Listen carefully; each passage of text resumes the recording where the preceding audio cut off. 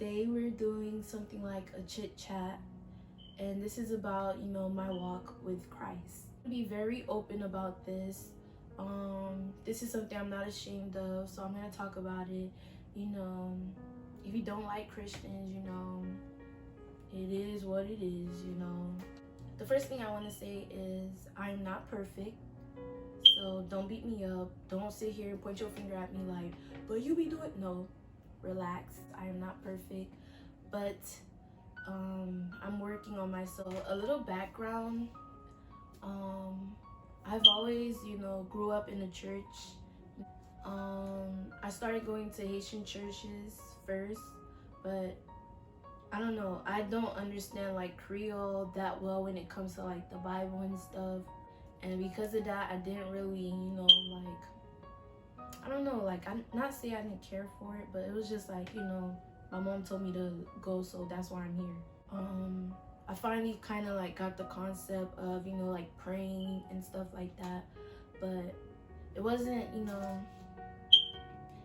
I don't know, it wasn't like something that I really wanted to do. Like towards my 10th grade year, that's when a lot of stuff started happening. That's when I had a lot of stuff on my plate, and I was just really trying to handle everything on my own, if that makes sense.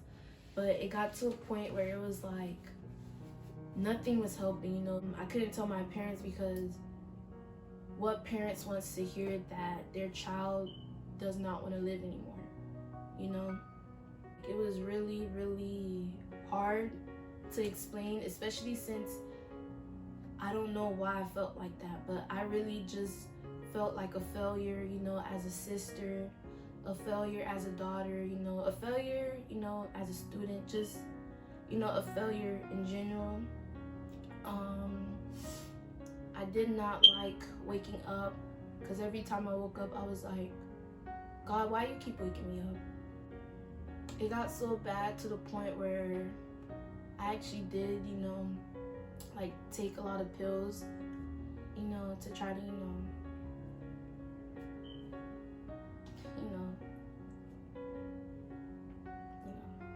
yeah. It didn't work.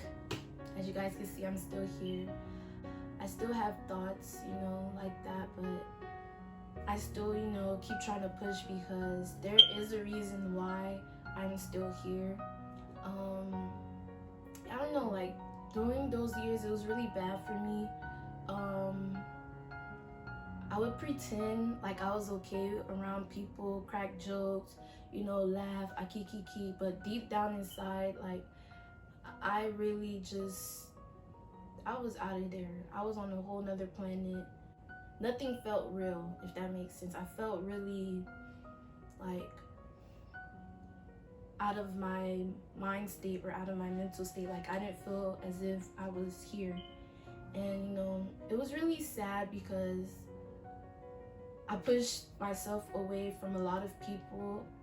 I let my grades drop during my 10th grade year. The passion for cheering and dancing, I didn't care for it anymore.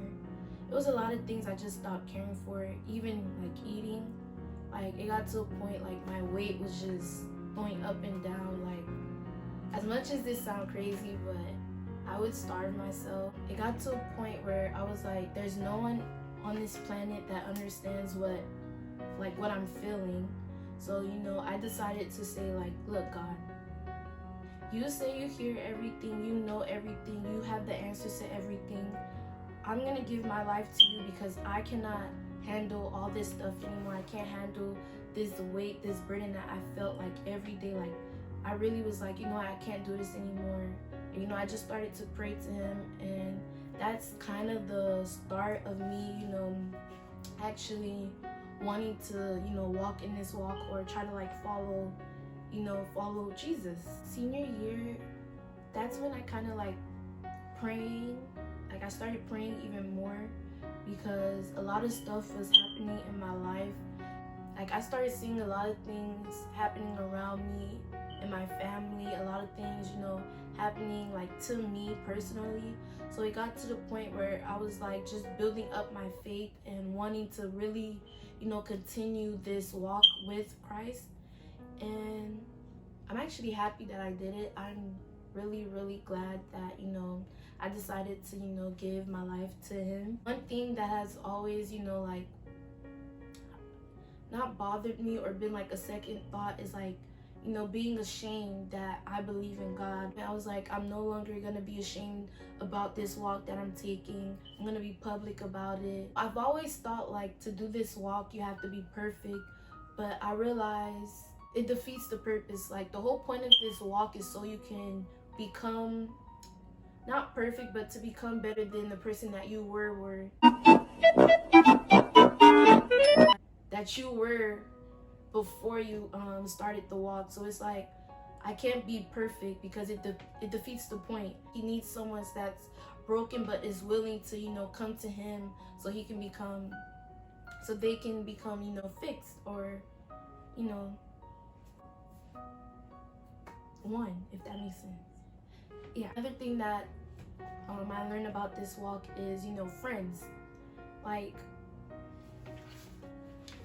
at some point the friends that you have, they're not gonna be there. You need a friend, like, it's okay, let me try to put it this way. Do you have a friend where it's like the only time they call you is when they need something or when they want to gossip or when they want to go to a party? Like when you think about stuff like that, that's not really a real friend. You need a friend that's gonna be able to come to you and pray to you when they know that you're like going through something.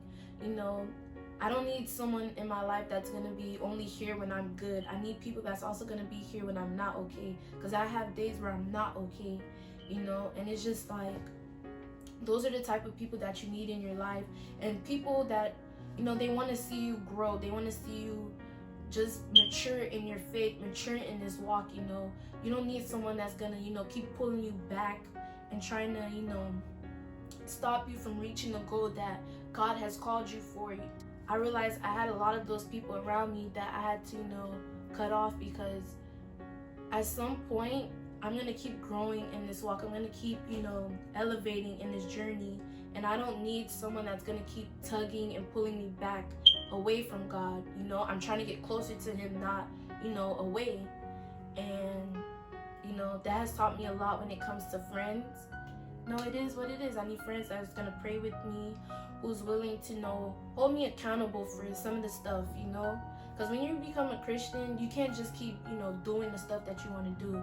At some point you have to be able to be held accountable for some of the things that you do. This walk has actually taught me I'm really strong. Like I know where my strength comes from, and it comes from him. So it's just like I realize I'm really, really strong when it comes to certain things. Ever since I actually started this walk, I've been like genuinely like happy.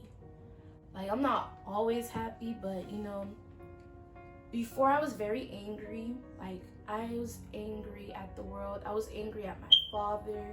I was just angry, like very, very angry on the inside. And ever since I actually like took this walk serious and just been doing what I had to do, that anger that I had is not there anymore. That goes to show like you're here. You're here. And like I said, I'm just trying to grow in faith. I'm maturing more in my faith, maturing more in this walk. And now I'm not trying to brag or anything, but I pray every day now, and I read my Bible. Speaking of that, I have my notebook and my Bible, and this is my daily 15. And basically what I do is I take 15 minutes out of my day every day to read the Bible. I'm not gonna lie, I usually go overboard. I do like an hour. I just forget about the time. It got to a point I don't even put a timer anymore. It was just so I could start reading the Bible more, taking notes on it, and then praying consistently. So like I use the Bible to always like I don't know, to guide me with some of the stuff that I do in my life. So it's just like this is like my manual.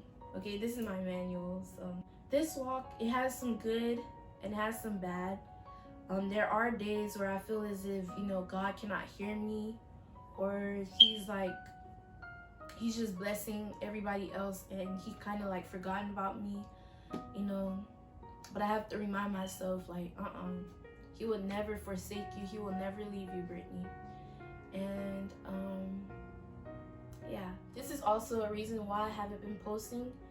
So like a couple of weeks ago, for some reason, I felt like there was someone like with me. I would feel as if that person was with me every time I went to go take a shower. Like I really felt as if like someone was behind me. And it wasn't a feeling like maybe it's God. It was a feeling where it's like whatever presence, whatever it is that's behind me, like it's not supposed to be there, you know? I believe it was last week, Tuesday. I went to sleep and me and my sister, we shared the room. And my sister began to, you know, start screaming. And, you know, the first thing I did was like, you know, get up and, you know, like go to her to like calm her down. And it was like, she's screaming, but she's not even awake. Like she's screaming in her dream as if she had a nightmare. So I'm just like, you know, tapping her and, you know, caressing her, getting her to, you know, like calm down. And, you know, she went back to sleep, and me being scared, I didn't go back to sleep. I just like laid on my back and I was praying in my mind. Y'all, I looked up and there was a man like right here across from the bed, like standing right there. And y'all, I felt scared, like a wave of like coldness like came over me. And I was, y'all, I'm sorry, y'all probably think I'm tripping, but I'm not tripping. And you know, I kept like telling myself, Brittany, there's nobody there, there's nobody there, there's nobody there. But like every time I looked, like the man was there and I wasn't tripping. Lately, you know, I just been praying on it because I believe that there are bad spirits and there are good spirits. And you know, I believe in a heaven and a hell, you know, so it's like I believe some of those stuff are real, especially, you know, hearing the stories and seeing the stuff happening in my family. So, but that's it for this video. I actually do have my tattoos. They're sitting on my bed. I don't know when I'm gonna record the video, the tattoo prank. It should be coming this week. And yeah, so I hope you guys enjoyed this video.